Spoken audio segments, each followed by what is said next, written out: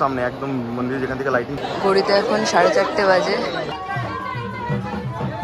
Hello everyone, a very good morning and welcome back to my channel. I hope তোমরা সবাই খুব ভালো আছো, সুস্থ আছো, আনন্দতে আছো। এখন ঘড়িতে বাজে 3:30 আর এই জাস্ট উঠলাম, একটু আগেই রেডি হলাম। তোমরা হয়তো থাম্বনেল থেকে বুঝে গেছো যে কোথায় যাচ্ছি। এই যাবো বলে ভাসান। আগের বছরও গেছিলাম প্রথমবার, এবারে আমার সেকেন্ড টাইম। তাহলে আজকের এই ছোট্ট ব্লগটা দেখতে থাকো। আই হোপ তোমাদের এই ব্লগটা ভালো লাগবে। দেখো 3:30 সময়। Good morning. আমি প্রায় সারাটা রাত জেগে শুধু ফেসবুক স্ক্রোল করেছি আর প্রতিটা ফিডে শুধু ঠাকুরের ছবি। ঘুম একটুও হয়নি, শুধু এটা যাবো বলে দেখবো বলে একবার।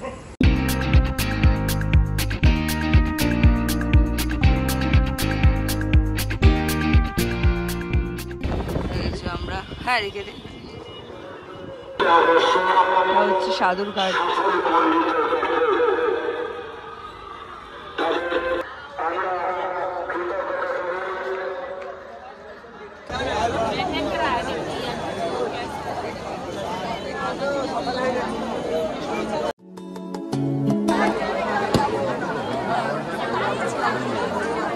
সামনে একদম মন্দির যেখান থেকে লাইটিং শুরু হয়েছে ওখানটায়।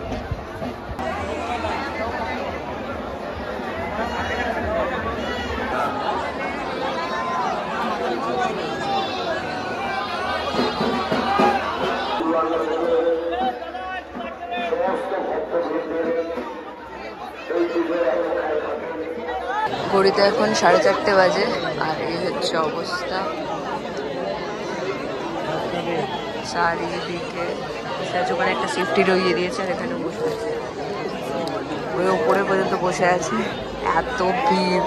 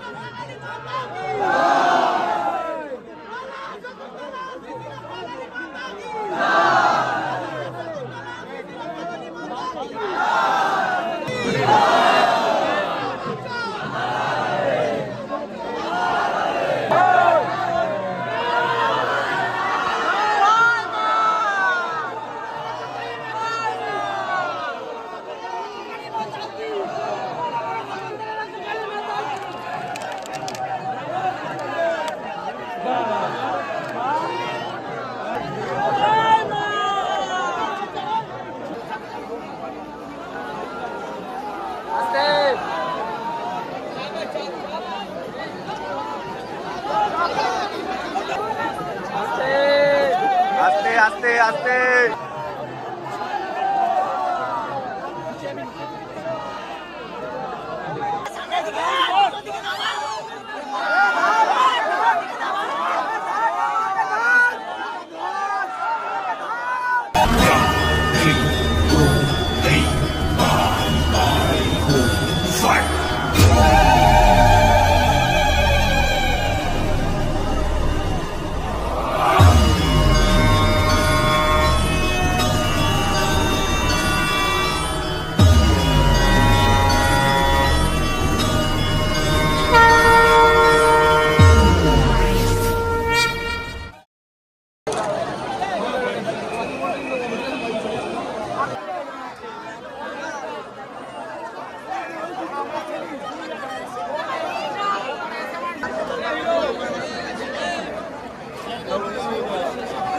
এই জাস্ট বেরোলাম, এখন বোধ হয় 7:30 বা 8টা বাজে। ফুল ভিজে গেছি আমরা, ফুল আমরা ভিজে স্নান। দাদা কোথায়? আমি একটু বেশি ভিজেছি সবকিছুতে। দাদা আমাকে তো ওরা স্নান করে গেছে, তারপর ও ভিজিয়েছে। এখানে একটু চা খেতে এলাম। কি অবস্থা, আমরা এই খালি পড়ে যেতে পারি। আছে আমার গাড়ি। তারপরে বাড়িতে গিয়ে বলবো টাকা, রাত্রিবেলা আসবো আবার। ওখানে ভাসান দিয়ে আসার পর এখানে আমরা একটুখানি মন্দিরে এসেছিলাম, কারণ আমার মন্দিরে একদমই আসা হয়নি। যেহেতু আমার পরীক্ষা চলছে তাই জন্য এইবারে জল ঢালাটাও হয়নি। তো ভাবলাম যে একবার মন্দিরে ঘুরেই যাই, আর মন্দিরটা ঠিক খুবই ফাঁকা ফাঁকা লাগছিল। যাই হোক, তাহলে আজকের ব্লগটা ভালো লাগলে প্লিজ একটা লাইক করে সাবস্ক্রাইব। তোমাদের সাথে আবার দেখা হচ্ছে খুবই তাড়াতাড়ি। টিল দেন সবাই ভালো থেকো, খুশি থেকো, আনন্দ থেকো। Bye bye, see you in the next one. Bye by.